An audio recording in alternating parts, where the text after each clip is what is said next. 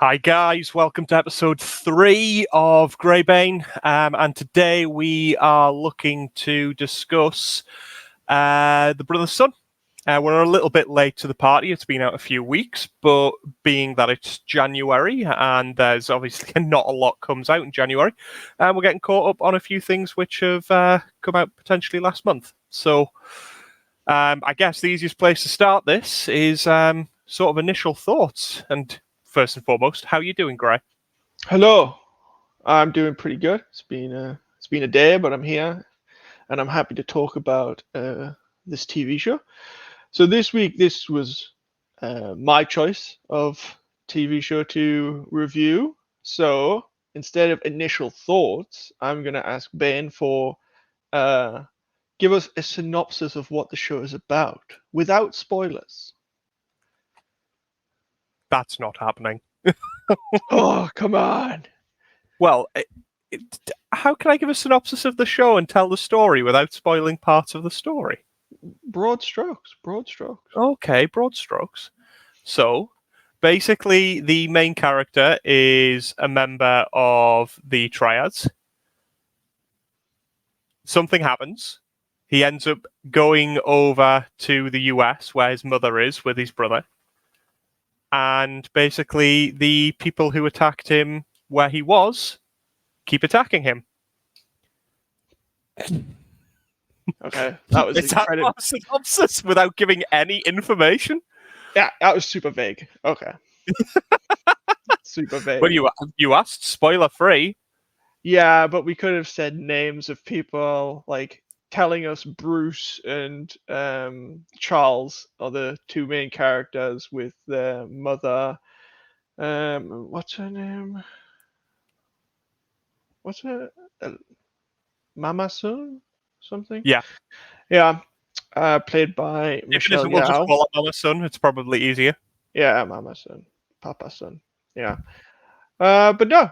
So my initial thoughts then, since the synopsis thing fell flat on its face, my initial thoughts are I enjoyed the show, very much so.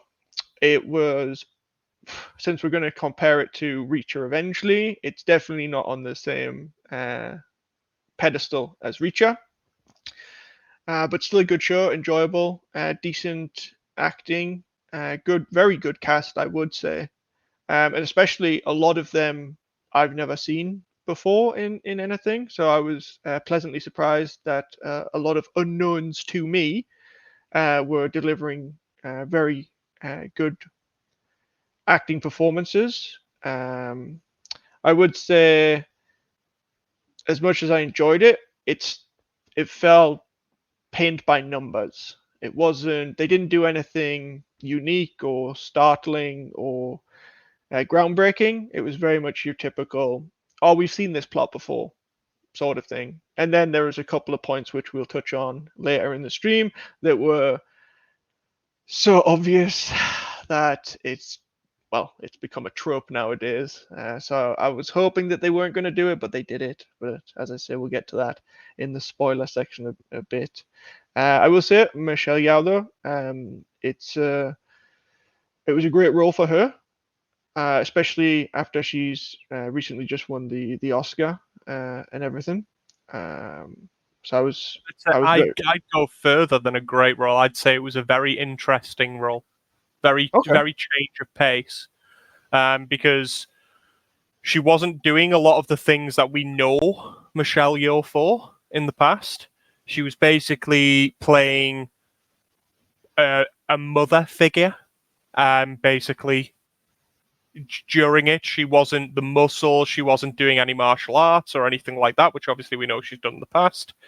There was very limited fighting scenes with her in it, and she was basically, while still being clearly one of the main characters, the show wasn't relying on her for pretty much any of the action.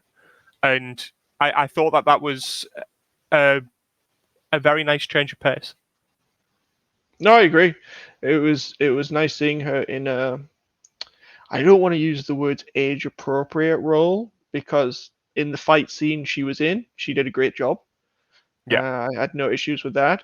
but it was nice seeing her as she came across as a great mother figure towards her sons in this, as you say, without having to be violent. But by no means was she out of the plot or out of the picture in terms of storyline. She actually was very cunning and in some ways actually manipulative to get the outcomes that she desires. So she was still very much a big part of the show, and I really hope that with the ending that they had in episode 8, I'm really intrigued to see if they do a season 2, what they're going to do with her in season 2, because there'll be a lot for them to explore with that character. I like how you give no spoilers. No, yeah. At least I put before we get into to the spoilers. description that there's spoilers, mate. So Yeah. I would agree. But the first opening 10 minutes can be spoiler free. No. No. If you want me to do a synopsis in future, there'll be spoilers. Otherwise, you could do the synopsis and I'll do the initial thoughts. 90% of the people die. Spoilers. There's a lot of people killed. There is a lot of people that die. You're right. I will say. Am I right in thinking that you said the casting choices were pretty good? Yeah, I enjoyed the cast. There was one casting choice that I did not like. Who? It was one of the side characters, so I really am like scraping the bottom of the barrel here to find something about the casting choice that I didn't like.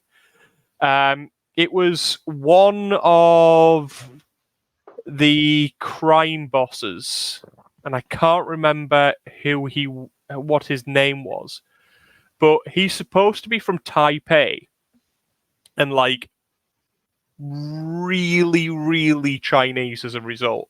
And he spoke with the most Californian accent that you possibly could have ever had. And I was like, I'm not sure I would have went to him. But then when I found out that he was the boring person that keeps talking about eating boiled leaves, I was like, okay, that makes sense. But everyone else, I think, were well cast. I didn't like some of the storyline decisions. There are people I would rather have died than the people that did die, which we will come on to later, because we were both a little sore that one character got killed off pretty quick. But all in all, for the main characters, I would say they did a very good job. Yeah, I would give not just the main characters. I would say a lot of the supporting cast were very good. Like I say, if you've actually got to go all the way to somebody who was literally in it for maybe 5 minutes, with the whole 8 episodes. By the sound of the ending as well, won't be in season 2 for very long. No, probably not. I did check, but I haven't seen any news if it did get a second season or anything, but I think it's only been out. I did have a look as well, but it hasn't been announced as of yet, at the very least. Well, hopefully it does. Hopefully it does, because it's. I did check Rotten Tomatoes, and it has outstanding critical reviews. Yeah. So, fingers crossed. The one thing I will say about the reviews that Rotten Tomatoes have given it is if we were to actually trust Rotten Tomatoes, I think it's probably rated a bit too high. I don't think it's as good as it is showing on Rotten Tomatoes. It's a decent show. It's just not exceptional. I agree. I would say the only thing that's exceptional about the show, minus some of the acting, is the fight scenes. Yeah. Some of the fight scenes were very, very well choreographed, and probably, for me, one of the best things about the fight scenes was actually the camera work during them. When Charles goes on his little tirade, and he's basically just absolutely destroying everyone he comes across, they clearly used a drone as a camera, and you get shots that you wouldn't normally get in traditional camera work.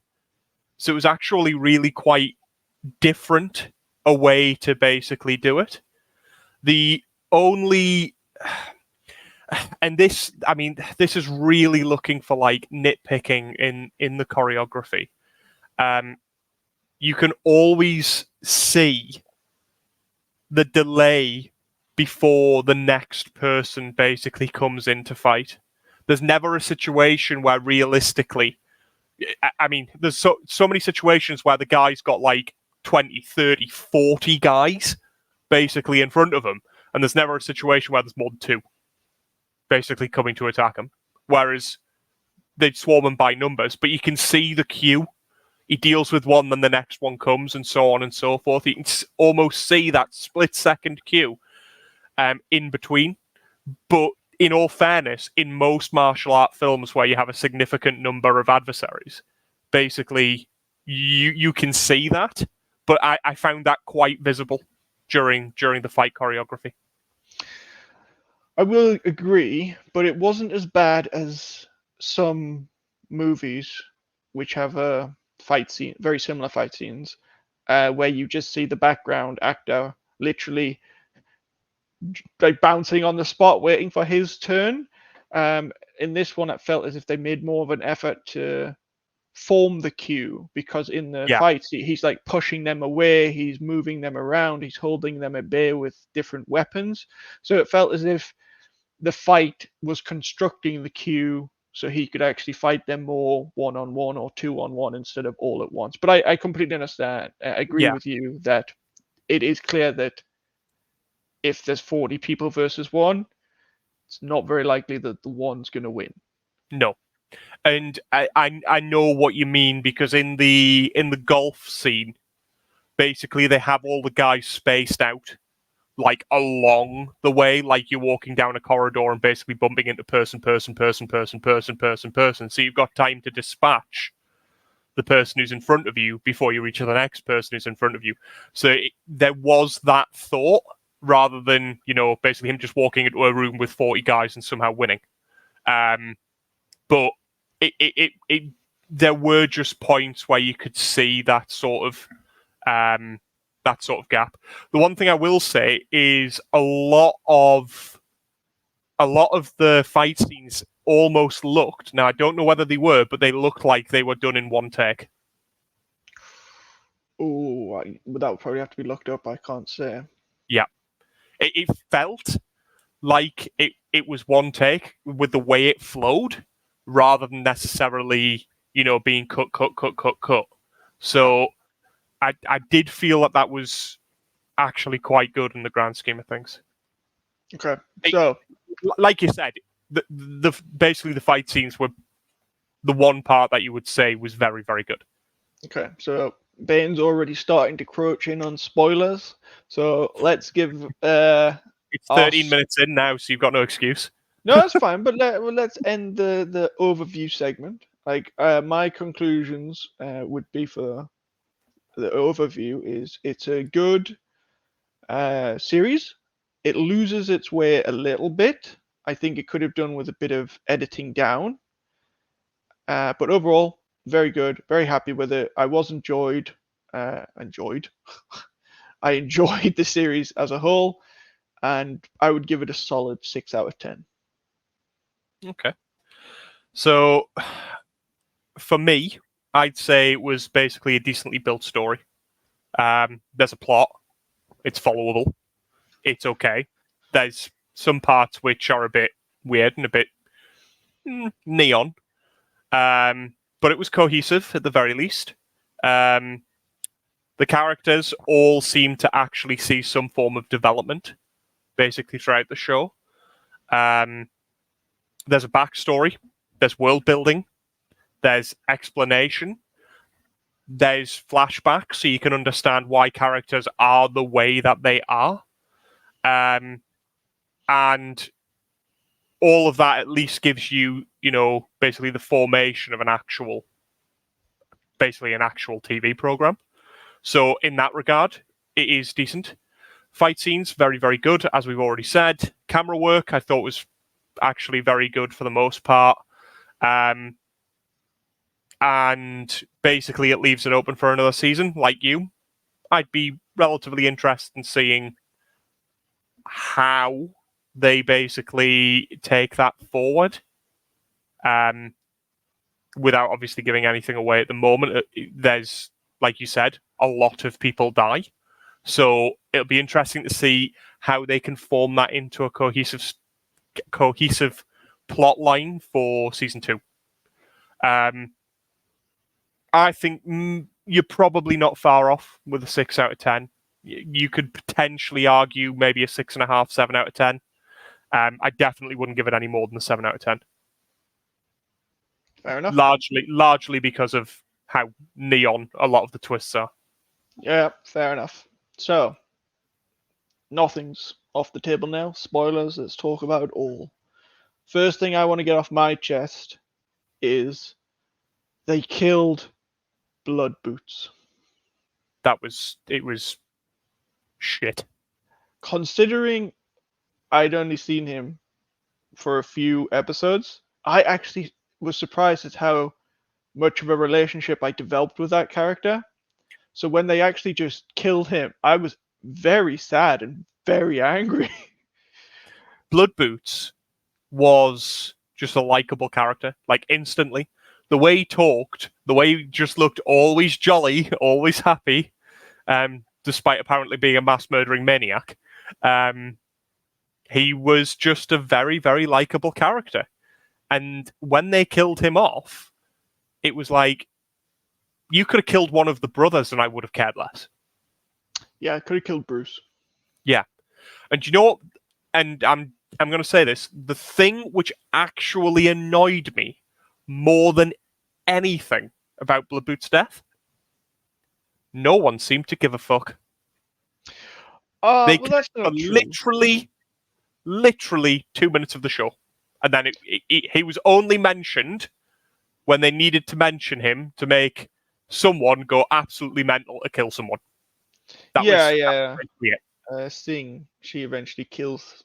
She kills the person who killed Blood Boots, and because that was literally, at least I think, anyways, from my recollection, the only time that Blood Boots was mentioned again after he died. No, we had a good 5 minutes or so with Bruce having issues because this was essentially his first time when a person that he knew was murdered. So he actually did react how a person would react. But then I agree, he did kind of move on from it a bit quick. But there was a lot going on. The stupid thing was, though, he'd known Blood Boots for about a day. That was it. He knew him for such a short length of time. And yet, Charles, who'd known Blood Boots his entire life, and then, obviously, Mama Sun, she basically knew him like a son. And the only reference to her feeling anything was apparently that she was drinking. And then Charles came back, and then it was like, oh yeah, Blood Boots is dead. And Charles was like, oh, okay. And Mama Sun didn't seem to care either. The only person who showed any humanity, basically at Blood Boots' death, was the guy that had known him for the least length of time. Yeah, even Zeke didn't really show any emotion at all. Yeah, but the thing is, they're surrounded by this sort of thing. They are literally in a mafia. So they've probably experienced countless of their friends dying over the course of their life. So they probably deal with it in their own way. They don't show emotion because, as it is hinted at in the show and actually sometimes discussed, showing emotion is actually a negative thing because you give your cards away. Fair enough, but the way the show frames Blood Boots is that he's basically family. Now, you can see the war with Charles later on in the season when he's been told to kill his brother or to kill his mother, who is family. But Blood Boots is basically family, like an adopted son almost. And there's no emotion at all. So it seems so strange that the show posits that Blood Boots is almost like an uncle to these guys. But then there's so little. After the moment of his death, there's so little, like, basically, what am I trying to say? Like, waves of emotion left over. The only person that seems to care is the person who obviously knows nothing of the life. I'm going to have to disagree a little bit here, but I will preface this by saying it could have been because I was projecting my emotions onto the characters, because I was sad that Blood Boots had been killed. But I did feel like some of the, because even with Charles, the mafia son, he wasn't speaking his emotions, but I did feel that some of his facial expressions were showing the rage of emotion that was going on underneath from the death. Because when he's telling Bruce, essentially, oh, this is an everyday occurrence, I've lost hundreds of brothers, sort of thing. It's like, yeah, and it looks like you felt every one of those. You've just developed a very good technique for not allowing it to show to the rest of the world, but inside you're still a raging storm. The one thing I will say is maybe I'm just being pissy because I didn't want him to die. That's fair. Again, he was such a likable character. I felt they killed him off like pretty quickly, and he was, out of everyone, I'd argue probably the best character. And he was support cast. I'd argue, I genuinely think you can make an argument that he was the best character. He was definitely the most likable by a country mile. The only thing I'm saying is season 2, if there is one, needs to have a lot of flashbacks in so that character comes back. Definitely. Yeah. Now, one problem I did have with his death scene, because he's essentially shot because the boxers have captured Mama Sun and they want her information. However, she's not giving that information. So they also happen to capture Blood Boots and they threaten to shoot him. And I did enjoy the exchange that they had with each other before he was killed. I thought, again, it felt as if she was genuinely regretting not being able to give up this information. So he has to die. However, the bit that annoyed me was the boxers. They went straight to execution. They didn't try torturing him in front of her to see if that would break her. They just went straight to bullet to the head. I'm like, let's start off small and then let's see if we can build upon this. I think the torturing could have had the same effect. To try and get her to open her lips. Especially because, I don't know if it's just the way it's cut, but Bruce essentially saves his mother what feels like 5 minutes after, or not even 5 minutes actually, it feels like 5 seconds after Blood Boots has been shot. Well, if I remember rightly, doesn't it not cut away from that scene? Like, there's no cut. Bruce just walks in the door with the gaggle of old ladies, and basically then walks away with his mother. I mean, in real time, watching the episode, if it doesn't move away from the cut, and I don't think it does, it's like a minute. Yeah. Like, Bruce should have been so close that he heard the gunshot. So I don't think you're wrong. I don't think it's the way it's cut, because I seem to think he gets shot, he's on the floor, it like basically looks at him, the camera, and then Bruce basically I think the boxer makes some sort of threat about getting a son or something like that, and then he comes in and then he's like basically crying with the gaggle of ladies, and his mother basically shoos him away. I don't think it cuts to any other part of the story, which means that the passage of time is practically nothing. Yeah.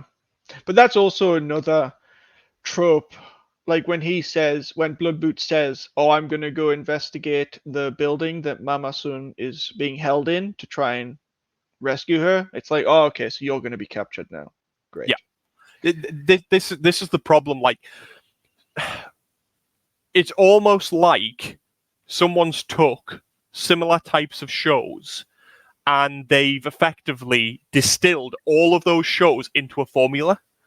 And this show has followed that formula, which is why I say that sometimes the plot just goes a bit weird. It's not necessarily that there's anything wrong with the plot.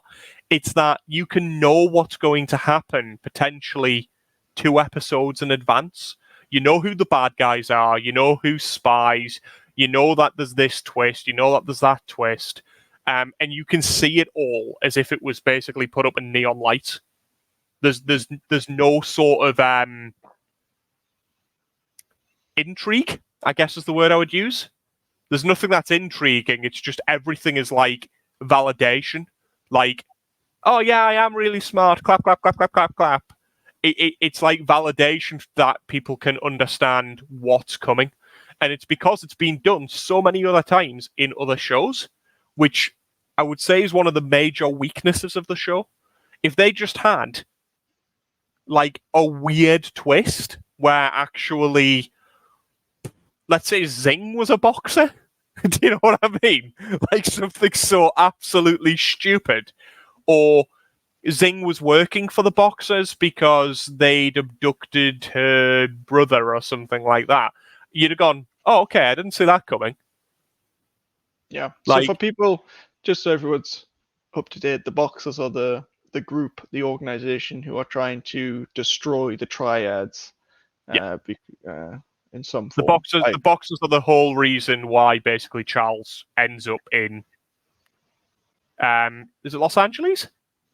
Yeah. Yeah. Ends up in LA in the first place because they basically shoot his dad, who is one of the heads of the basically the triads. Yeah. But the worst trope that they follow, and I held out hope while watching that they weren't going to do it, but it is where a new girl is introduced to the main character, and of course, this new girl is related to one of the warring groups. In this case, she is a high-ranking figure in the Boxers organization.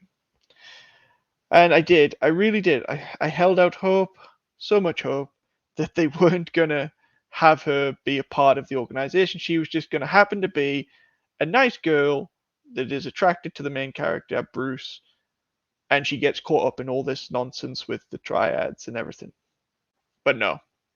Turns out that she is very much a leading ranking figure in the Boxers organization, and she eventually, I wouldn't say kidnaps Bruce, because Bruce goes very much willingly with her, but she captures him, and then she gets all the information that she needs out of him, and it was just like, I was so depressed when that happened, because I was just like, oh, come on. Like, this has been done a million times before. And it wasn't even done in a clever way either. No, I was just going to say that it's not even that it's been done a million times before. It's that it's been done in almost the identical way a million times before. And the way that they did it didn't even make any cognitive sense. Now, I have been told many a time that I overthink things. And I pull basically at threads that normal people might not pull at. But he meets her to resit a test for a class that she should be in. He's been at basically college or medical school, wherever he is. I think it's college. For at least several semesters, because we know this, because the clerk basically keeps telling him that he's been late on every tuition check, basically, for as long as he's been there. So we know that there's basically a standing history. And yet he doesn't know of the person in any way, shape, or form that is sitting this makeup test with him, who would be in his class where he's taking the test. So you'd at least have a vague recollection. You wouldn't have to sit there and introduce yourself to this person that you've basically spent maybe a year with already in the class. You'd at least have a recollection of who people are. I'll be honest, I've never been in a class in my life or at university or anything like that with loads of people that I didn't at least know of. Like, it was like they were complete strangers, but they were in a setting where they wouldn't be complete strangers. They might not be friends, they might not talk, but they'd at least know of each other. They should. Also, when they eventually did the reveal that she's working for the Boxers, I was thinking back to when she actually introduced herself. I will say she introduced herself in an amusing way. Like I thought that was amusing. She said even I thought that was a bit weird, where they were basically both recollecting over nervous poos. Yeah, it happens, I think. But so the makeup test he's only doing the following day, right? How does she know that he's who he is and who he's related to? Yeah. So she must know him in advance. But the other issue is that, yeah, that's actually a really good point. I hadn't thought of that. Because Mama Sun and Bruce are in hiding. Bruce doesn't know that they're in hiding, but Mama Sun is very much in hiding. Eventually, and Charles, they must know that Charles basically knows. So I'm guessing they just follow Charles, right, because they don't know who she is or who Bruce is until he comes. Because there's literally a point in one of the episodes where basically the Boxers basically say that they shot Bar so that he would lead them to basically Bruce and his mother. Right. I will say. Do you want to know what I think the stupid thing is? Sure. Just going back to the Grace thing, just because it's related. So he's sitting the makeup test for the test that he's missed, or were led to believe when Charles gets attacked. Okay? The following day, after he sits that makeup test and basically meets her in the test where basically Charles gets attacked, we're then led to believe that he rushes out basically to get the car to rescue Charles. Why is she sitting the makeup test the day after? I think she's just. I don't think she actually is sitting the test. I think she's just slidden her way in. So you think she's just in the room? Yeah. Because obviously he runs away from that one when he sees the crazy lady outside. No, I think she is very much just snuck her way in there. I don't think she's actually. I don't think she's a real member of the college. Yeah, which would make sense because, again, he would know her. And if he doesn't know her or hasn't seen her before and she's sitting a test, the first thing I'd go is, who the hell are you? But he clearly doesn't seem to have much game when it comes to the ladies, so. Yeah. But with regards to the Grace trope, at least she isn't saved by Bruce towards the end. Like, he doesn't try to rescue her or anything. She gets brutally killed. There's no redemption arc. No, she's a bad guy. She dies a bad guy. Brilliant. I wouldn't say a bad guy though. It's not like she's necessarily a bad. That's just it. Like, do we say that Charles and Bruce are the good guys? Like, Charles has killed a lot of people. Can we claim he's a good guy? Or are there any good guys in this actual show? I don't think there is. Think about it. I think the best way to probably describe it, I'd say there's probably one good guy. And that's Bruce. Everyone else are evil. Well, even then, by the end, he gets corrupted by the whole organization. Precisely. The Boxers, at best, you could say, were an anti-hero organization. But I think the irony is, you hear snippets of basically like the story of the Triads, and the Triads were effectively formed from the people to fight the Emperor's oppression in China, historically. That's what the show seems to suggest anyways. Whether that's true, I don't know. I'm not a Triad.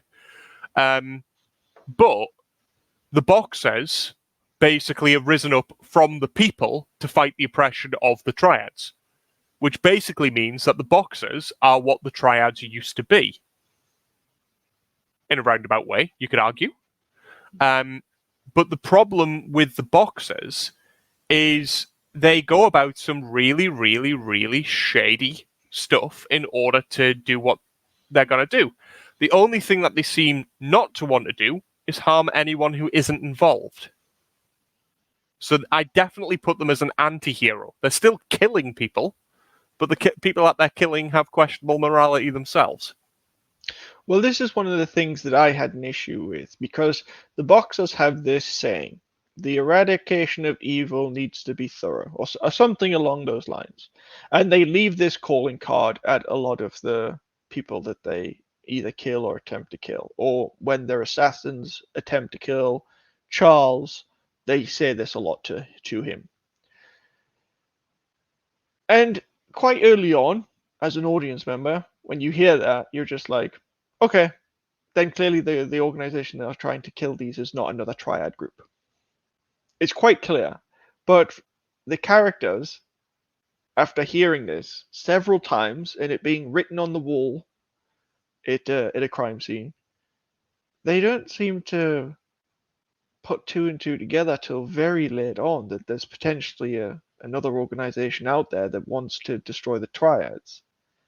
It's almost as if they're trying to they're so stuck in their ways of thinking that it has to be another organization like a Triad who's trying to take over their territory, their crimes or whatever. But I was just a bit like, some of you guys are being a bit stupid here. Well, even when Mama Sun gets captured and she's sat having tea with the guy that kills Blood Boots, she basically goes, "Let's negotiate." Basically, we'll take over all of I can't remember what his name is. Basically, all of one of the Triad's bosses, basically like his organization in Taipei, and you can take everything in LA. We don't care about it. And it's only then that you find out that basically they don't care about any of it. They don't want any of it. Yeah. But it does pose an interesting philosophical question with the whole, like, the Boxers are clearly trying to do good, but they're having to do very bad things to do good.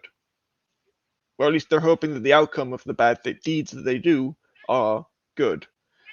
But who knows? Yeah. But one thing I would ask is, do you think it was meant to be like lighthearted and comedic in parts? When it first started off, and with the whole Blood Boots character, it definitely felt like there was supposed to be some comedy to this, and they did say on Netflix that there is comedy in this. It is a comedy drama. However, the comedy leaves it quite quickly, I felt like. And there's a lot of scenes and just dark themes that it's like, it's hard to joke about these, because there's a lot. The thing I would say is there's a lot of people who are saying, "Oh yeah, it's comedy filled throughout and whatnot," and I'm like, no, it definitely starts off that way, but the comedy definitely disappears around about the same time that Blood Boots gets his bullet through his head. Yeah, because I think he was it almost feels as if he is the comedy character to a certain comic extent. relief, basically, in the show. Yeah, because like Bruce does crack a couple of good jokes throughout, but as a whole, it's pretty non-comedy, to be honest. And I felt I would have been annoyed if the characters had been like, after they've just killed 20 guys, started just having one-liners with each other, sort of thing. I would have been like, no, this is taking away from the moment. Oh, so you didn't love the what was it? Is it Jan Carter? When the guy goes, "I finally did it," and then gets killed a second later Oh god, that was so because stupid for me. because he tried his whole life to do that move. See, so speaking of the banquet fight scene, I actually really enjoyed that because it was so chaotic, but I never Yeah. felt as if I didn't know what was going on. Like, Yeah. I knew who the boxers were, I knew who the triad members were, and I knew who the cops were. I think I had one issue with the banquet scene. Okay. So the cops walk in, then the boxers decide to attack. So now it's like a three-way. Basically, everyone's shooting at everyone, everyone's killing everyone. We don't know if the boxers actually killed any of the police, which would definitely move them from like anti-hero into just more bad guys. Mm. But my problem with it is you've got the bodyguards who realistically wouldn't be being served. So you've got probably no more than 7 to 10 people there that are actually having any drinks or anything like that. Wouldn't someone, for this secret meeting, wouldn't someone query why there was so many servers? Like, there wasn't 1 or 2 or 3 servers. It was like there was an all-out war of like 20 people aside, all in the same room. And then Charles obviously runs into that other room where there's like 10 guys waiting for him. It just feels to me like this is a secret meeting, and all of a sudden you've got all of these extra guys that you probably don't want listening to your secret meeting in the same room as the secret meeting. It just seems weird. Yeah, okay. I never thought of that at the time, but now that you talk about it, it just does make me wonder how they got so many people in there. Like, That's was what I there no mean about, real waiting staff? and that's what I mean about the plot. Like, the plot sometimes does something to make it fit the plot, and I didn't really care at the time, but I'm sat there looking at the screen going, why is there so many guys here? And then they all start pulling out knives and basically cutting into each other and all this sort of stuff. And you sat there going, I don't understand how this would be allowed to happen in a super secret triad meeting where literally the only people who would be allowed in that meeting would be triads. Like, there wouldn't be any servers there for that meeting. And even if there was servers, there wouldn't be that many. And like you said, does that place not have anyone that works for them normally? If they do, where are those people? Are they dead? Did the boxers kill them? Mm. It raised a lot of questions for me regarding the plausibility of there being that many boxers there to realistically take on, all of the basically all of the triads and their like 20 bodyguards. I think each guy had at least 2 bodyguards. There was like 7 to 10 guys or something like that sat down. So you sat there going, well, in that case, you've got at least 14 guys plus the triad bosses, so probably at least 20 guys. And with the amount of guys that Charles kills in the banquet room, there was an absolutely extortionate amount of people in that fight. Mm. And it not lessened, it just made it a little bit more nonsensical with regards to its plausibility. Okay, I agree. Yeah. I will. Okay, so moving away from that, I will say that something that I could have lived without in this series was the love angle with Charles and the detective. What was her name? Alexis? Alexis, yeah. Alexis, yeah. And she turned out to be a pure bitch. Like, utter cow. She was just career driven. Yeah. Yeah. That doesn't make her a bad person. She's just career driven. Yeah, but she burnt him and used him. Yeah. Yeah, bitch. I'm intrigued though. If they hadn't have had the argument after they had sex, would she have activated the tracking device on the phone? Yeah, which is never explained. No. And are they going to Well, go down the route in series 2 of like reconciliation arc between Charles and her? Because and this is going to sound slightly weird, when June was introduced, who had also been basically brought up as a killer, just the same as Charles.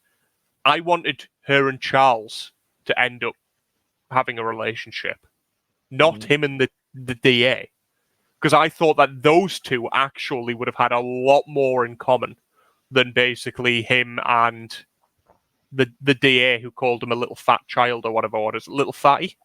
yeah. That was his childhood nickname, apparently. Yeah. Well, she did go to. Didn't she go to Taipei at the end of the season Yeah, with she them? went to Taipei with him. Yeah. In season 2, maybe I something. think that might happen in season 2. Mm. But like, I didn't like that he was so cut up when he was getting onto the plane, because by that point he knew that she'd burnt him and used him. Yeah. Like, yeah. That relationship was definitely destroyed. Like, I can't. It would be incredible writing and acting for them to get me to be on to go along with their reconciliation. I don't think they could, but I could see them trying. I could see them trying to basically have a reconciliation arc in season 2 if they get a season 2, and I would hate it out of principle. Yeah. Well, I mean, I'm not sure where they would go, because I guess a lot more season 2 would be probably spent in Taipei. Yeah. Because Well, season 2, it's going to sound strange when I say this, but they've made season 1 quite widespread, because you've got all of the triad bosses basically are captured or killed. So there's probably not many of these guys left. Now, the way that season 1 ends, it suggests that Bar's henchman is basically going to kill another one of the triad bosses, and then they have no case, and Bar will just be allowed to go free. But of course, Bar's basically a vegetable now through the insulin injections, which is on his medical records. So unless he gets spirited away, he's not going to really be able to do anything. Which then leads me to think that maybe Bar's henchman is actually going to make a power grab and basically try to become a triad boss. Okay. So I think they're only going to go one of two ways with season 2. The bad guy is going to be Bar, or the bad guy is going to be Bar's henchman.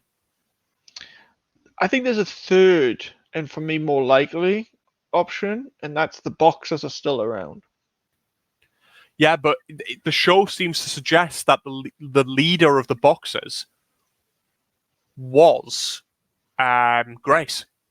Yeah, but it's also when she's talking with Bruce, when she captures him, she does show that they are a worldwide organization. Yeah. So I think we could just get more info. It could be that since there's been this power vacuum, because the ghosts, the head of the triads, are mostly dead or in prison, that now is the time for the boxers to actually start moving in and cutting up the actual industries, like slavery, drugs, and all that sort of stuff. So I think it could be a situation where you have Mama Sun trying to take over and incorporate all of the other triad organization under her, while also the Boxers are trying to dismantle everything by taking more of the organization out. So I really don't think we've seen the last of the Boxers. You see, you could be right, but for them to turn around and make the Boxers a bigger threat, like the Boxers, if anything, should be a side story. The threat should be basically a war with an equally powerful person. It'll probably be a power struggle over the Jade Dragons. I think that is what season 2 will be, and the Boxers probably will not feature at all, because the Boxers cannot be a bigger threat because they lost all of their best soldiers and best assassins between attacking the Triad bosses when they were all together, and that was the dregs after they'd lost all of the guys that they sent to kill the bosses because of Mama Sun's plan. Because she knew that Bruce would fold like a wet hanky. Yeah, but again, there could be a time skip between this season and the next season, and that would allow the Boxers to at least recuperate Maybe a little rebuild bit. and yeah. But it certainly doesn't feel like the times from the little that we gleaned. Obviously, we are speculating enormously at this point. It doesn't feel like enough time will pass. It feels like it's going to be weeks, maybe months. It's not going to be years or anything like that. So I don't think the Boxers realistically could be a credible threat. Okay, I'll concede to that. Sure. The way I'd describe it is Kang in Marvel. Like, Kang gets defeated, then you expect Kang to be a bigger, badder bad guy the next time around. Kang gets defeated. To do the Boxers again without a plausible reason why we should be more afraid, rather than they're just there, would be it'd be a weak bad guy, basically. Yeah, but I definitely don't think Papa Son, for lack of a better word for him, he should be finished now. I'll be very annoyed if he comes back. I prefer Papa Son rather than Ba, which is what they all call him. Yeah. But the thing is, the only way he can come back is if he gets rescued by his henchmen. And then basically goes cold turkey from the insulin, which is turning him into a vegetable. But he lost the majority of his right-hand men. Yeah. So basically the only person he's got is the head of the Taipei operation. But if the head of the Taipei operation brings him back, basically, then you would logically think that the Taipei operation is probably going to side with him, and it'll be Charles, Mama Sun, and June basically destroying the Jade Dragons. And that is what I think would be the plausible. Like, basically, Mama Sun goes scorched earth and goes, look, if we can't have them, we're going to destroy everyone. No, I'll be very annoyed if he comes back. I think that's the way it's going to go. But anyways, moving on. One thing I did want to ask is, on the human side, did you feel sorry for Charles? I thought, despite him being this badass, everyone were pure twats when it came to him. Like, his mother was genuinely horrible. I will say that it was. I think that's also what led to the great acting and great facial expressions, because when he came back and saw the life that Bruce had in LA compared to his life in Taipei, there was so much. There wasn't just one emotion. It was a complex. It was because he was angry. He was jealous. He was happy that he's seeing his brother again.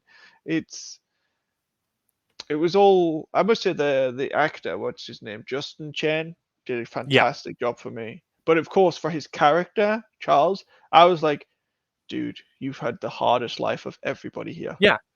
I mean, he sat at a table, and his mother turns around and says, "Oh yeah, you can go do improv. It's fine. I'll support you." All this sort of stuff, and he's like, "What the fuck?" And it was the point where she turns around and she suggested a couple of times, like when you have her go over to Taipei to see her mother, and basically, like she basically says it to his face that she left him because she had to leave, and it was better to save one than save none. And it's like, oh, okay, so you just left me behind with my psychopath criminal dad to turn me into a psychopathic murderer, basically hitman for hire, so that you could take him away, so that he could have the choice and the options to be whatever he wants to be. Meanwhile, I get to grow up to basically be an assassin for my dad. I will say that in defense of Mama Sun, I think it was very clear that she struggled with this decision. Like, I think it came across as she was genuinely heartbroken that she could not save both of her sons from this life. Yeah, but the problem is, it also suggests that she stood by while Papa Sun basically sets up the circumstances of that supposed attack in order to make Charles kill his first victim. She was there, and then she goes, "It was a set." She then tells him that it was a setup. Well, if it was a setup, like, and there was no danger, why did you let it happen? Yeah, that's a good point. However, I will say she respects Charles, but she doesn't respect Bruce. Mama Sun. Yeah, I would say that that's fair. Then again, out of the two, if you had to rely on one of them to save your life, it wouldn't be Bruce. No, I'm calling Charles. Yeah, I did like the dynamic, and they show this. Like, I think it's the opening scene actually that they show this, how he just loves baking. Yeah, I thought that was really good. This brings me on to probably the last constructive point that I have. So if you've got anything else, their character arc and their journey as characters, they were polar opposites of one another. In that you had Charles, hitman for hire, bakes like as a secret passion. You had him opening up and basically becoming more open to these options in the US and kind of softening as a character. While with Bruce, you had Bruce being basically as soft as a marshmallow, and some slight hardening of his character as time basically went on throughout the show. So they were moving from the two extremes more towards each other, actually, as brothers. And you could actually see that growth in their characters, and that they became more alike by the end, rather than more different. I would say Charles has felt more organic, whereas Bruce's has felt a bit more plot forced. I think Bruce's was just more chaotic because he's basically a damp lettuce. Yeah. Like, yeah, I would say actually no, you're right. I was going to make an argument that like he was doing things because they had to be done, which was something that Charles was always doing. He'd always done everything to protect the family, so he did what had to be done. And by the end, it felt like Bruce was doing that, but because Papa Sun had basically already escaped the big culling, they needed a reason for him to end up basically in hospital and therefore out of commission for the season to naturally end. So I do actually think you might be right with that. That his progression to that, doing it to protect the family, was plot driven, whereas Charles was more well structured. Good. Glad you I'd say. agree. Yeah, fair point. Yeah, because like one of the things I had an issue with was Bruce. He seemed to be really smart, but also really dumb. And I was just sometimes I was a bit like, nobody's But that stupid. you see, that happens though. Like, you can have someone who is basically very book smart but has no life smart. And if there was ever a case for book smart, no life smart, Bruce is definitely the poster child for that. Like, what did you think about TK? I thought if he'd gotten any more screen time, I probably would have found him annoying. I felt like he had just enough. I felt he had just enough to move the plot along when needed, interact with the main characters when they needed somebody like that. Again, he was more slapstick comedy relief, so than. And I never once saw.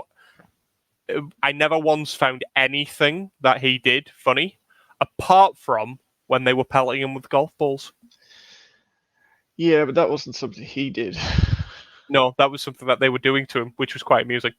I'm sorry, but as somebody who plays golf, there is no way they were being that consistent hitting him with the way they were striking those balls. But you don't know how long they've been trying to pelt him with golf balls. No, but That's all I'm going to say. Just in the scene we were watching, there's like 20 golf balls hit him. And then it cuts back and shows you how they're swinging the clubs and hitting them, and I'm like, no way is this accurate at all. If they can get their shot placement that good, they should be on the Pro Tour. Yeah, they should definitely be professional golfers.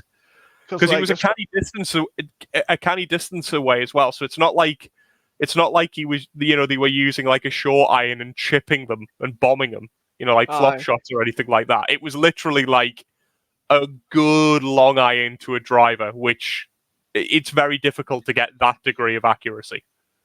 And I also felt, judging by the amount of damage that he had done to his face, there would have been probably some underlying trauma that he'd have been dead. He should have been in hospital at least. Yeah. If he's been hit that many times in the head by golf balls, he should be dead. Because his eyes were messed up. If the golf ball had hit that close to his eye, it'd probably have crushed his eyeball. Yeah. But TK, I thought he was fine. My biggest problem with TK was his like look at me, I'm useful moment, where he rugby tackled the FBI agent and then sat on top of him. Like, okay, so then they can get away, but you're going to jail. Like, you are definitely going to jail, because the moment that you get up, that guy's got a gun in his hand. Yeah, and he's already called for backup. Yes, so you're going to jail. Because if you get off him and try to run away, he's going to shoot you. And if you don't get off of him, when the backup comes, you're going to jail. And he didn't. And there was no explanation as to why he was just okay at the end. No, like it never explains how he got away from the police officer or anything like that. He's literally just... And let's not forget, he has 2 broken thumbs. Yeah. But it suggests, like, the only way he could plausibly get away is if he knocked the guy out. But the guy's struggling on the floor when he sat on top of him. Yeah, the guy is very much still conscious and fighting back. And to be honest, he's doing a piss poor job of fighting back. Yeah. Like the guy is literally just on top of you. And it's not like he's pinning you properly. He's lying like that. It's just like, well, that's not. You don't have to lift the person off you. You could just roll. And then you put the gun into his face and go, "Get off me, or I'm going to kill you." Yeah. So there was a. Yeah. I wouldn't be angry if he's in season 2, but again, keep it to a minimum. Yeah, He shouldn't get a bigger I role. did not like him as a character. He was there to fit the plot. Well, he's and- probably the most one-dimensional character. Yes.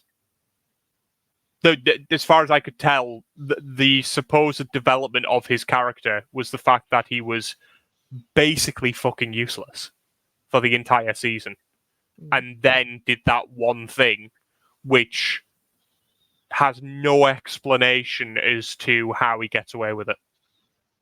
No. But I think we've covered The Brother's Son season 1 quite thoroughly. And you were I'd watch worried that we season weren't 2. going to have enough to talk about. Yeah, I know. Yeah. But I'd watch season 2. Same. I was Um, happy with it. I wouldn't rave about it and say it's like, oh, it's the best thing that's coming out. To be fair, until you suggested it wasn't even something I was aware of. It was a pleasant watch. But beyond that, am I going to realistically remember it in a month? No. I'd say it's going to be forgettable. Yeah. Well, the only reason that I even picked it out was for Michelle Yeoh. Yeah. Like, I like her. I've liked her movies. I've liked her in other stuff. So I was like, I'd give it a chance. But if it hadn't been for her, I definitely wouldn't have bothered watching it. Yeah. But So now I'm actually glad I did. Like I say, I had 8 hours of enjoyment from it.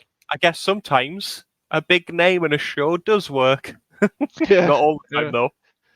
Yeah. But yeah, like, because this is a Netflix original as well, so it's nice to see that they've actually done a decent job on one of their series. well, Netflix does do an okay job every now and then, but the problem is they pump out so much content that it is not all. It's like finding a nugget in a pile of shit. Yeah, I agree with that.